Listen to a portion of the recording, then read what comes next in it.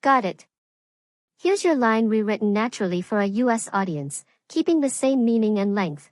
Why do families let their loved ones end up homeless? Would you like me to expand it into a full intro or short script segment for your video too?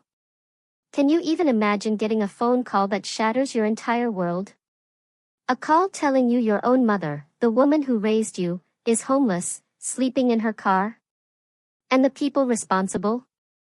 My own brother and sister. This isn't just a story, this is my life, a living nightmare that unfolded over months, revealing a betrayal so deep, it still cuts me to the bone. 5 years ago, I packed my bags and moved across the country for work, starting a new chapter in Seattle. My older siblings, Dwayne and Cora, they stayed behind in our hometown. It felt right, you know. Our dad passed away when we were just teenagers, leaving Mom with the house, some savings, and his pension. She'd managed everything beautifully. When she turned 63, she mentioned she was working with Dwayne, who had just gotten his real estate license, to sort out her affairs. It seemed perfectly natural at the time. He was her son. He was the one who always helped with her finances since Dad died. But then, last fall, things started to shift. Our communication, which used to be so regular, suddenly changed. Mom had always called me twice a week, without fail. Now, just vague texts, usually late at night. When I'd try to video chat, she'd make excuses. Oh, my internet's acting up, or I'm just too tired tonight. It was weird. I offered to come home for Thanksgiving, but she insisted she was going on a cruise with her church group. I called Dwayne to double-check, and he confirmed it. So, I believed him. Why wouldn't I? He'd always been the one handling Mom's money. At Christmas, I sent gifts to her address. Dwayne texted me back, saying Mom was visiting friends and he'd make sure she got the packages. When I asked for her friend's address, he claimed he didn't have it, but reassured me she was having a wonderful time. I went along with it, but deep down, a tiny alarm bell was ringing. Something just felt off. Then came February. The call. It was from a hospital. My heart hammered in my chest. The nurse explained that Mom had collapsed in a Walmart parking lot. Her blood sugar was dangerously, terrifyingly high. She'd been living in her car for at least 2 months. That night, it had dropped to a brutal 26 degrees Fahrenheit. They'd found my number in her phone. I booked the first flight home. My world, quite literally, shattered. When I saw her in that hospital bed, she looked so small, so fragile, hooked up to 4 fluids. Her diabetes, once manageable, had spiraled out of control from lack of medication. Her fingernails were dirty. She was wearing 3 sweaters, layered one on top of the other, trying to fend off the cold that had become her constant companion. And when she saw me, her eyes just filled with a pain I can't describe. All she could whisper was, "I didn't want to bother you." My stomach dropped. The truth, when it finally emerged, came out in agonizing pieces. Last summer, Dwayne, my brother, the real estate agent, had convinced Mom to transfer the deed to her house and all her accounts over to him and Cora. It was for tax purposes, he'd said, and to avoid probate costs. Sounded responsible, right? Once the paperwork was done, signed, sealed, they changed the locks. They told her she could stay in the guest house for a bit, until things were sorted out. 2 weeks later, Cora swooped in, saying the guest house suddenly needed renovations. They handed Mom a measly $2,000 and told her she needed to figure something out for a few months. My mother. My sweet, trusting mother. She used that money for a cheap extended stay motel, desperately trying to stretch it. But by December, it was gone. She'd been living in her car ever since. Parking in a different lot every night, using gas station bathrooms to wash up, just trying to survive. She was too ashamed. too utterly humiliated to tell me, her own child, what her other children had done to her. Still reeling from the shock, I called Dwayne from the hospital. "Mom's been homeless," I told him, my voice shaking with a mix of fury and disbelief. His response? Cold. Calculated. "She's exaggerating for attention. We offered her an apartment." A lie. A blatant, sickening lie. This apartment was a single room with a shared bathroom, costing $1,100 a month. Mom's entire Social Security check was $1,087. And Dwayne? He'd been collecting that money too, pretending he was managing it for her. I drove straight to Mom's house, no, Dwayne's house now. There he was, living with his wife, Catalina. The lawn was perfectly manicured, a brand new Audi gleamed in the driveway. Next to it, Mom's old Camry, but with Catalina's vanity plate now adorning it. Dwayne refused to let me inside. But through the window, I could see it, Mom's antique dining table, the one Dad had lovingly restored for their 25th anniversary. And there was Catalina, sipping coffee, using Mom's cherished china. It was like a punch to the gut. This was her life, her home, her memories, being used and enjoyed by the very people who'd thrown her out. I knew then I couldn't face this alone. I found a lawyer specializing in elder abuse. We immediately filed for emergency injunctive relief and contacted Adult Protective Services. The lawyer, a kind but firm woman, explained that while the deed transfer looked legal on paper, the sheer circumstances around it were a clear case of financial exploitation. 3 days later, we were back at the house, this time with the police and court orders in hand. Dwayne's face when he saw us? Pure shock. He genuinely thought I'd just accept his twisted version of events. His lawyer, a guy named Arthur, tried to block the doorway, but the police quickly set him straight. Stepping inside Mom's home, it was a ghost town. Most of her possessions were gone. Her bedroom furniture, my father's precious watch collection, even our family photo albums. Then Cora showed up, screaming, accusing us of trespassing. She claimed Mom had given them everything because she didn't need it anymore. It turned out they'd systematically sold Mom's belongings through online auctions and consignment shops. The money? It had funded their fancy new kitchen renovation, Catalina's new car, and a luxurious vacation to Europe. All while telling friends and family Mom was living in a lovely retirement community with round-the-clock care. It was a complete fabrication. Their accountant, a man named Douglas, had helped them structure everything. He provided documents, all signed by Mom, supposedly gifting them her assets.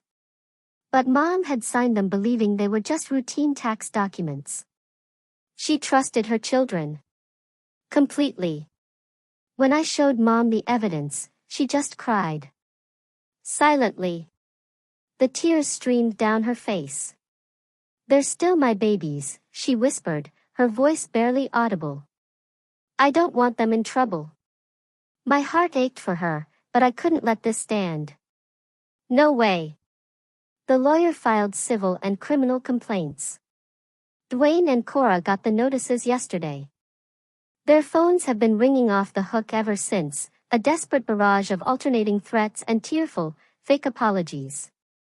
Last night, I found Mom staring at old family photos, her eyes distant. "I raised them better than this," she said, her voice heavy with sorrow.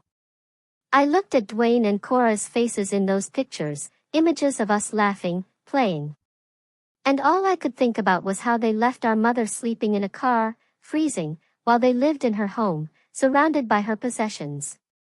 How they watched her health deteriorate, her diabetes rage, while spinning a web of lies about her being cared for. They stole more than just her money and her things. They stole her dignity. Her fundamental trust in her own children. For that, I will make sure they face every single possible consequence. Every single one. They thought I would back down, just like mom did. They have no idea what's coming for them. Alright, so it's been about 2 weeks since I first shared this nightmare with you all. And honestly, the outpouring of support, the sheer number of you asking for updates, it's been incredibly, weirdly therapeutic just getting all this out. So, here's what's happened since. Mom's health, thankfully, is slowly, painstakingly improving. Her diabetes was absolutely raging. Her A1C was an insane 11.2, which, if you know anything about diabetes, is terrifyingly high. The doctor told me, straight up, she could have died, or lost her feet, if she'd gone much longer without proper care. It's like watching someone recover from months of systematic torture, which, let's be honest, is exactly what this was. We've got her meds stabilized, she's eating regularly now, but she still gets exhausted so easily. The trauma runs deep. I flew mom back to Seattle with me. My apartment has an extra bedroom, and frankly, I didn't trust Dwayne and Cora for a second. If we'd stayed in town, I knew they'd try some manipulative stunt, show up at her friends' houses with some bogus story about mom needing to come home. No way. The night before we left, Dwayne actually showed up at our hotel. I swear, when I opened that door and saw him standing there, my blood ran cold. I almost lost my mind. He was doing this bizarre, fake, concerned brother act, asking if mom was okay and saying they were worried about her. I looked him dead in the eye and asked him, where exactly was that concern when she was sleeping in her car in freezing temperatures? He just stared at me, like I was speaking a foreign language. Then the gaslighting started. Oh, it was a masterpiece of manipulation. He swore they had an agreement with mom, that she wanted to give them the house, that she was excited about her new independent living situation. I shot back, is that independent living situation supposed to be a Walmart parking lot? And he had the absolute audacity to say that was her choice, because she mismanaged the money they gave her. Mom was in the bathroom, thank God. Because I came this close to physically throwing him out of the hallway myself. Instead, I warned him, leave. Now. Or I call hotel security. He actually tried to push past me, tried to force his way to mom. We had this weird, terrifying physical standoff in the doorway.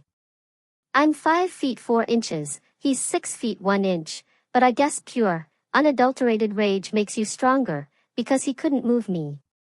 He finally backed off when I pulled out my phone and started recording him. As he walked away, he spat, "You're turning mom against us. You'll regret getting involved." Classic abuser garbage. Our lawyer, Henry, didn't waste a second. He filed for an emergency conservatorship for mom, and we have a hearing next week. He's also working with the police on the criminal elder abuse charges. Turns out, financial elder abuse is a serious felony in our state. And since they took over $100,000 in assets, Dwayne and Cora are looking at some very serious jail time. But here's where it gets even more messed up. Henry got access to mom's bank records and discovered Dwayne and Cora had been systematically draining her accounts for years, long before the big house transfer. Dozens of loans and gifts to my siblings, dating back 3 years. Each one small enough not to raise immediate red flags, $2,000 here, $5,000 there. But it added up. Over $90,000. And you know what they told everyone? They told the entire extended family that mom was the one with money problems, that she was making poor financial decisions, and they, the responsible, caring children, had to step in to protect her assets. They created this whole insidious narrative where they were the heroes, preventing their aging mother from squandering everything. I called our Auntie Isolda, Dad's sister, who I've always been close with. She was horrified. She had absolutely no idea mom was homeless. Dwayne and Cora had told her mom was living in a very nice assisted living community that didn't allow many visitors. When Isolda asked to call mom, they'd say mom was at activities or having a nap and would call back later. They'd even sent fake updates about mom's wonderful life at this imaginary facility. Auntie Isolda? She is now on the warpath. She's contacted everyone in the family, setting the record straight. Dwayne and Cora's phones, apparently, have been blowing up with relatives demanding explanations. Good. The police investigation uncovered even more. Catalina, Dwayne's wife, has been wearing mom's jewelry. Not just any jewelry. Her wedding ring. The diamond earrings Dad gave her for their 30th anniversary. When the detective asked Catalina where she got them, she actually claimed Mom insisted she take them because they were just sitting in a drawer. Mom broke down when she heard this. She thought those precious pieces were in her safety deposit box. Turns out, Dwayne had access to that too. The most disturbing discovery came through Douglas, the accountant. After the police contacted him, he called me in a panic. He swore he had no idea Mom wasn't on board with the transfers. He said Dwayne brought Mom to one meeting at the beginning, where she seemed confused. Dwayne, in his best, concerned son act, assured Douglas that Mom had good days and bad days and implied she was developing dementia. My mom does not have dementia. She's as sharp as ever. But Dwayne had been carefully spreading this lie to justify taking control of her finances. Douglas admitted he should have insisted on more direct communication with Mom, but Dwayne was so convincing. After that initial meeting, Dwayne brought all the documents to Mom to sign without Douglas even present. Douglas is now cooperating fully with the investigation, providing every single record. And then there's Cora. While Dwayne was trying his concerned brother routine, Cora went full scorched earth. She sent me a 5-paragraph text message calling me every name imaginable. Said I was just jealous that Mom loved them more, and that's why she chose to give them everything. She accused me of abandoning the family when I moved away and now trying to weasel my way back in to get Mom's money. The projection was absolutely insane. I forwarded everything to Henry and blocked her number. Yesterday, Henry and I had a video call to prep for next week's hearing. He thinks we have an extremely strong case for the conservatorship and for voiding the property transfers due to undeniable undue influence and fraud. The criminal case will take longer, but he's confident charges will be filed. Mom still has these heartbreaking moments where she defends them.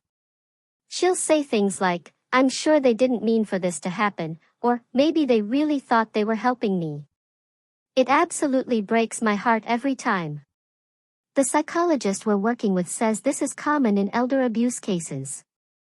Victims often blame themselves, or make excuses for their abusers, especially when it's their own family. The hardest part, though, was last night. Mom had a nightmare. She was crying out in her sleep. When I went to check on her, she was sitting up in bed, disoriented, asking if she needed to go back to her car because Dwayne needs the guest house for storage. It took me 20 minutes to reassure her she was safe, that she never, ever had to sleep in her car again. I've never felt rage like this before. It's a cold, hard, unyielding thing sitting in my chest. I look at old pictures of us as kids, Dwayne teaching me to ride a bike, Cora doing my hair for prom, and I can't recognize those people anymore. I can't reconcile them with who they are now. Our court date is next Thursday. Henry warns we need to be prepared for them to fight dirty, to claim Mom is incompetent or that I'm manipulating her. We have medical records proving she's completely competent, but I know it's still going to be ugly. I'll update you all after the hearing. In the meantime, my focus is laser sharp, helping Mom regain her health, her dignity, and her peace of mind. And yes, I am absolutely still planning how to make sure my siblings face every possible consequence for what they did. Not just legal ones, but social ones too. Everyone they know is going to learn exactly who they really are. For anyone asking if I'm afraid of destroying the family? What family? They destroyed it the moment they decided their mother was worth less than her possessions. Okay, you guys. The court day finally happened. And holy wow. I don't even know where to begin. I spent the entire week leading up to it helping Mom prepare. Our lawyer, Henry, had warned us they would try to paint her as confused, incompetent, anything to discredit her. So, we practiced. We rehearsed how to answer questions clearly, confidently. The night before, Mom barely slept. She kept asking if we could just work things out as a family. My heart broke. I had to gently, firmly remind her, Mom, they left you homeless. They sold your possessions. They let Catalina wear your wedding ring. That's not a misunderstanding. That's calculated, cold-blooded evil. We flew back for court. Henry's first piece of advice? Arrive early. Avoid any hallway confrontations. Smart move. Because Dwayne, Catalina, and Cora, along with their slick lawyer, Jeremy, showed up just minutes before the hearing, clearly hoping to ambush Mom. The look on their faces when they realized we were already inside? Absolutely priceless. Their lawyer, Jeremy, was a real estate guy, not an elder abuse specialist. Red flag number 1. When the judge began asking about the property transfers, Jeremy tried to spin it. He argued Mom had gifted everything to her children out of love and generosity. The judge wasn't buying it. He asked for documentation showing Mom's actual intent to gift, not just a transfer for tax purposes. That's when Jeremy produced this letter, supposedly written by Mom, expressing her desire to give Dwayne and Cora everything. Mom looked shocked.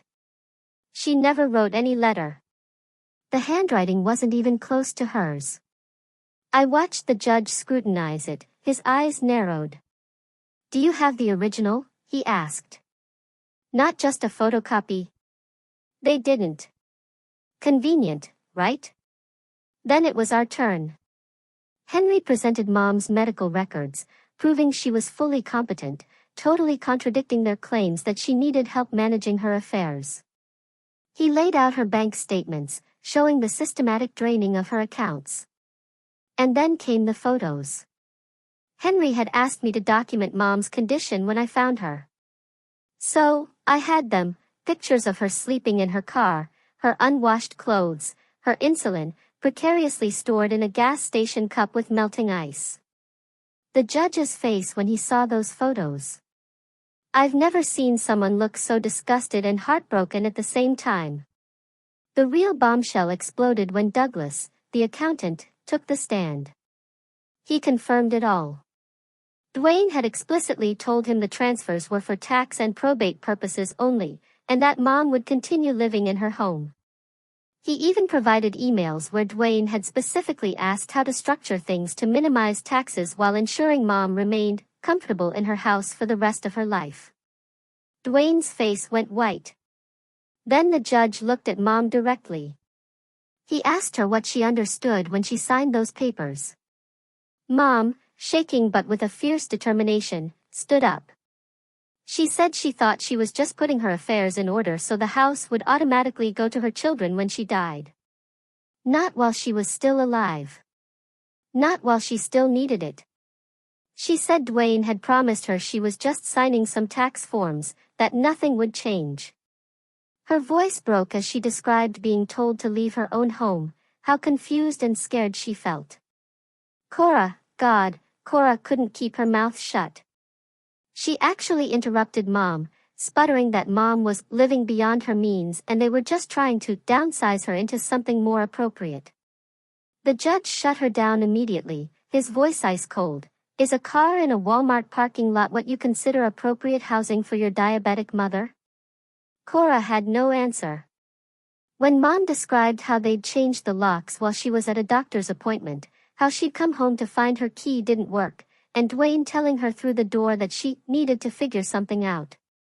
I swear I heard someone in the gallery gasp. Mom started crying, talking about sleeping in her car, rationing her insulin because she couldn't afford more, how she was too ashamed to tell me. It was raw. It was devastating. Then came Jeremy's cross-examination. He tried to suggest Mom had agreed to the arrangement, but then changed her mind. Mom looked him straight in the eye and asked, "Why would anyone agree to be homeless?" The courtroom fell silent. Jeremy tried again, suggesting maybe Mom had spending problems they were trying to protect her from. Henry objected immediately.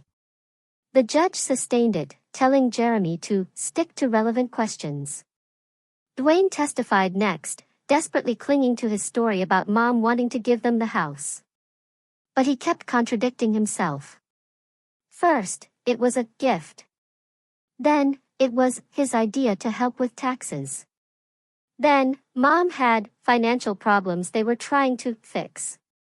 The judge kept circling back. If you were helping your mother, why did she end up homeless? Dwayne's pathetic answer was that Mom refused the apartment they found for her.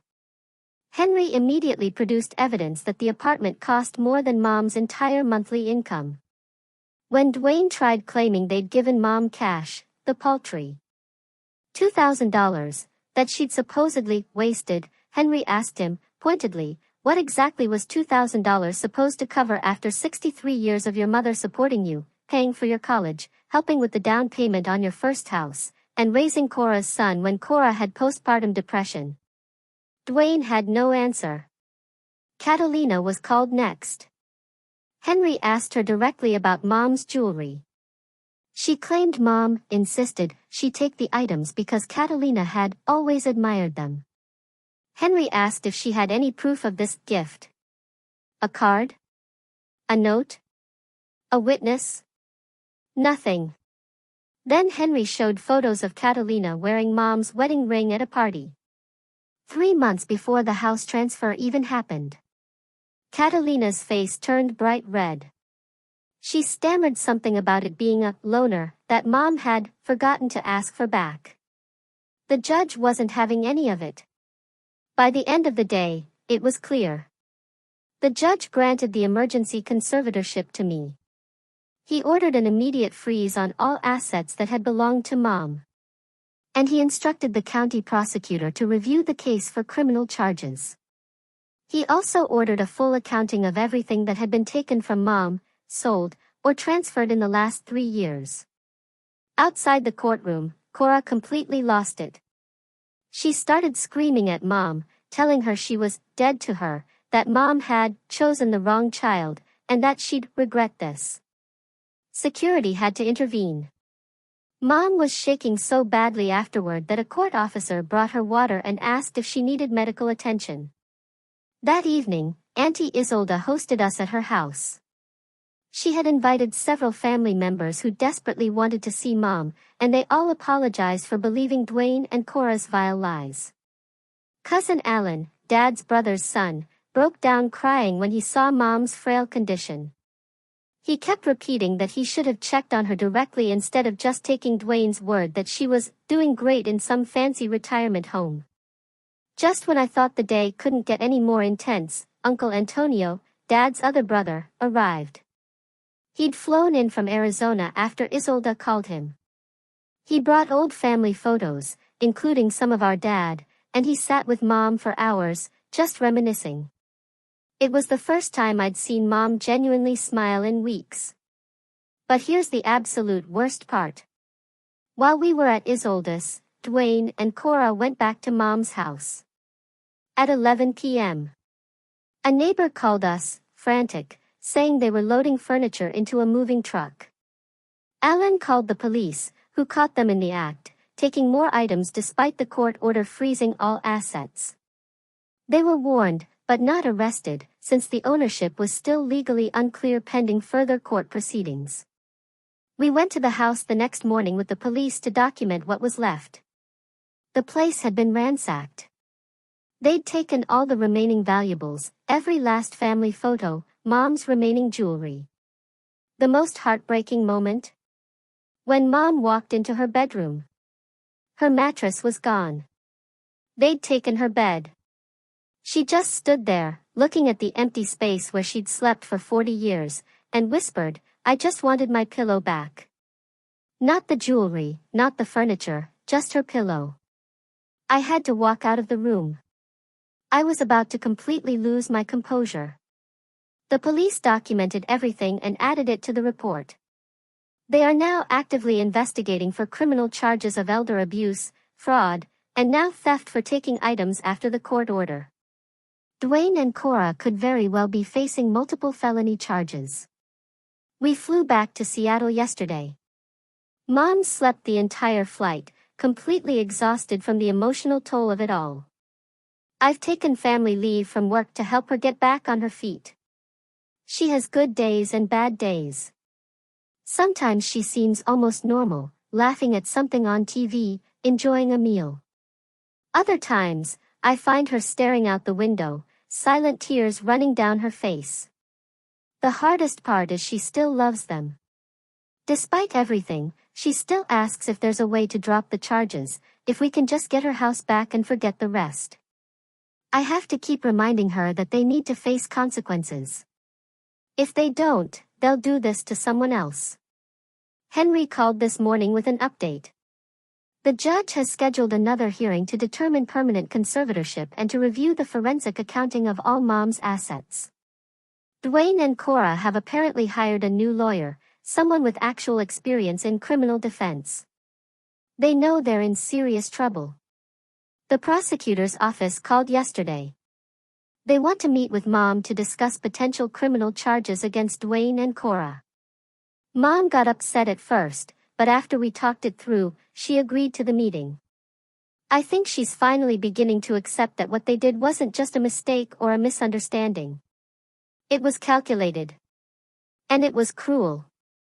To everyone who asked if I'm still planning my revenge, the legal system is doing it for me. Watching them squirm as their lies are exposed in court.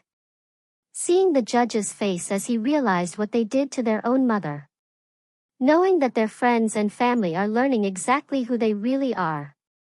That's better than anything I could plan. But I'm not done fighting. Not until Mom gets everything back. Not until they face every possible consequence for what they did. They thought I would back down because I live far away. They thought Mom wouldn't fight back because they're still her babies. They were wrong on both counts. It's been 3 months of absolute hell since my last update. I genuinely thought that getting the emergency conservatorship would be the end of it, but Dwayne and Cora? They just escalated this into an all-out war. 2 days after we flew back to Seattle, I woke up to 17 missed calls. 17. Dwayne somehow got my work number and called my boss, claiming I'd kidnapped Mom and was trying to steal her money. My boss called me, totally confused, and I had to explain the entire horrific situation. Thank God she believed me, but it was humiliating, having to air my family's dirty laundry to my professional colleagues. That very same day, Cora started posting on Facebook, spewing lies that Mom was having mental episodes and that I was manipulating a vulnerable woman for financial gain. She tagged family members, even my college roommate. My phone exploded with calls and texts, people asking, "What the hell is going on?" Aunt Isolde tried reporting the posts, but Facebook, of course, refused to take them down.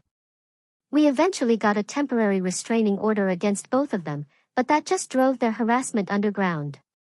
Dwayne started calling Mom's old friends, whispering poison, telling them I was isolating Mom and stealing her money.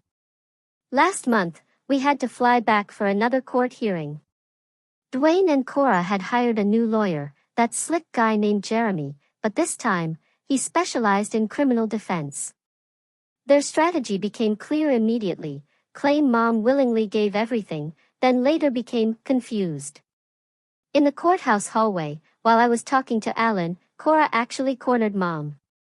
By the time I even realized what was happening, Cora had Mom backed against the wall, hissing that she'd tell everyone about Mom's secret drinking problem if she didn't drop the charges. Mom doesn't have a drinking problem. She barely touches alcohol, especially with her diabetes. I physically yanked Cora away from Mom, and she actually scratched my face, drawing blood. Security had to separate us, and Cora, naturally, played the victim, crying that I'd attacked her for trying to reconcile with Mommy. The judge, thankfully, wasn't fooled. He granted the permanent conservatorship and ordered a full accounting of all assets. Dwayne completely lost it in the courtroom, screaming that we were destroying his family, that his children would suffer because of Mom's vindictiveness. The judge threatened him with contempt, and Dwayne stormed out. A week later, something unexpected happened. Catalina, Dwayne's wife, reached out to me privately. She claimed she had no idea what Dwayne had done to Mom. She truly believed Mom had willingly given them the house and was in a nice retirement facility. I was skeptical, but then she showed up at our hotel with Mom's wedding ring and those diamond earrings, sobbing that she never would have accepted them if she'd known the truth. Mom was suspicious, but she took the jewelry back.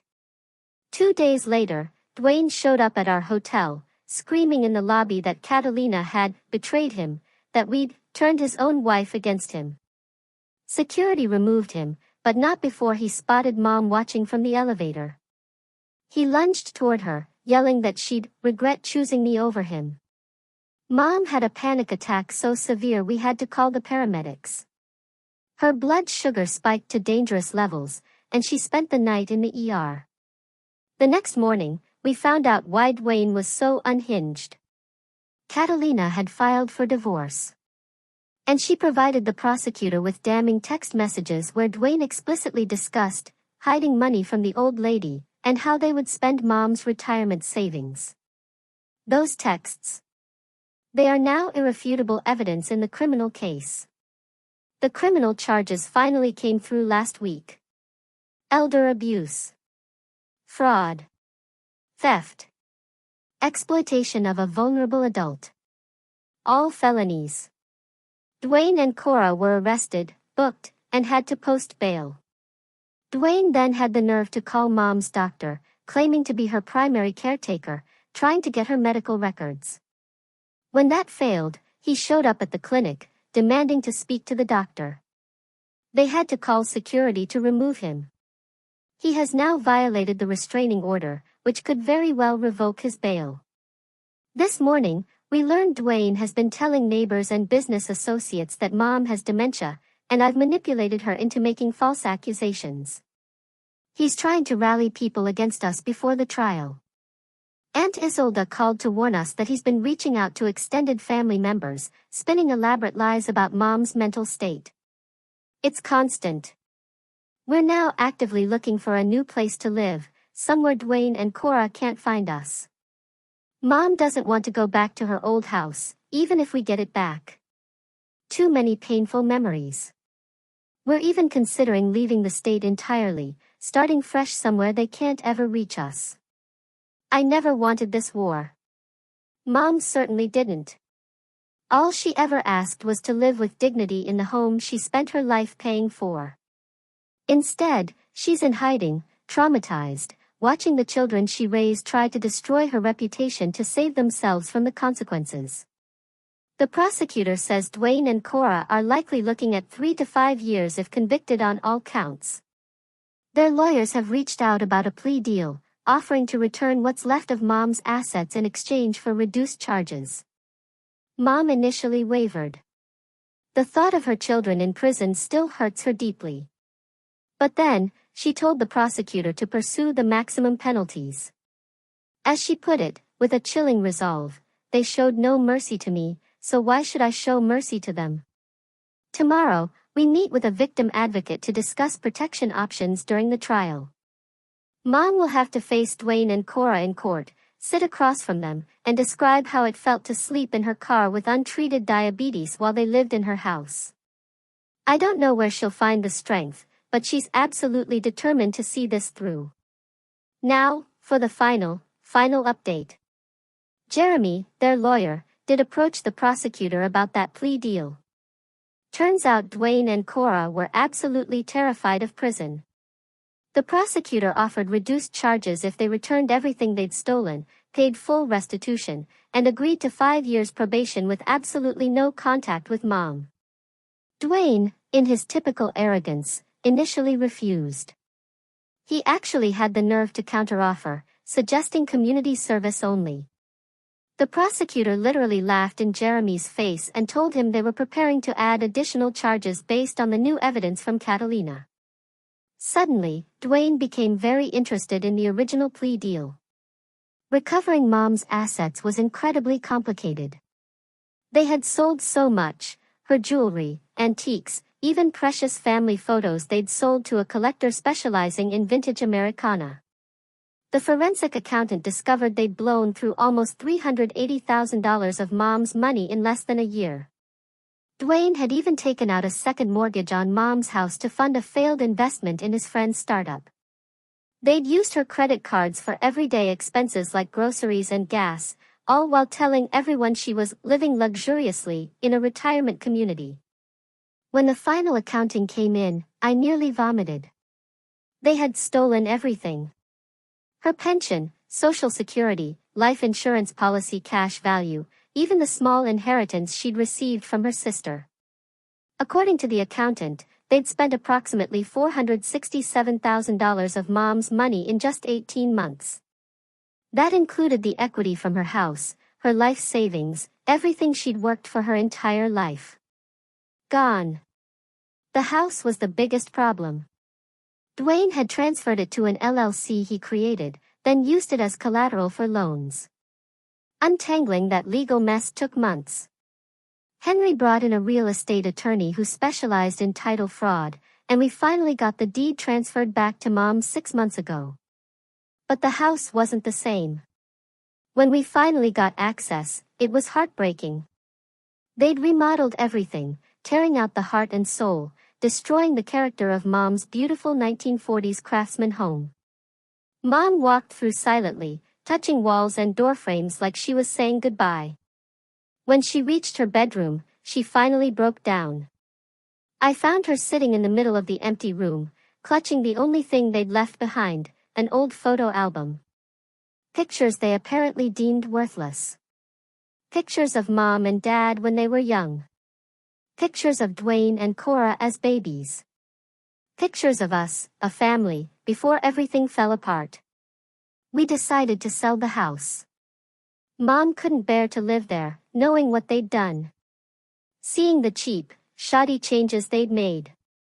It sold for less than it was worth before their renovations, which Henry said was typical for houses flipped with cheap materials. The money went into a trust for Mom that only I, as her conservator, can access. As for Dwayne and Cora, they both took the plea deal. In addition to probation, they are required to pay full restitution, $467,000 plus interest. The judge structured it so they'll be paying Mom for the next 20 years. Every single month, they have to write checks directly to the Victim Restitution Fund. If they miss even one payment, they violate probation and go straight to prison. Dwayne's divorce from Catalina was finalized 3 months ago. She got practically everything, since he's now a convicted felon with massive restitution payments hanging over his head. Catalina actually reached out to Mom to apologize again and returned a few more items she'd kept hidden from Dwayne. Last month, we received letters from Dwayne and Cora's probation officers. They're required to write apology letters as part of their rehabilitation. Mom couldn't bring herself to read them. I did. And they were exactly what you'd expect, self-serving, blame-shifting garbage. Dwayne actually wrote that they were just trying to manage Mom's assets more efficiently, and things got out of hand. Cora claimed she was influenced by Dwayne and didn't understand what was happening. Neither expressed a single ounce of genuine remorse. So, thank you to everyone who's offered support through this nightmare. Hug your parents, if you're lucky enough to have good ones. And if you ever suspect elder abuse, don't wait. Act immediately. Because the cost of inaction can be absolutely devastating.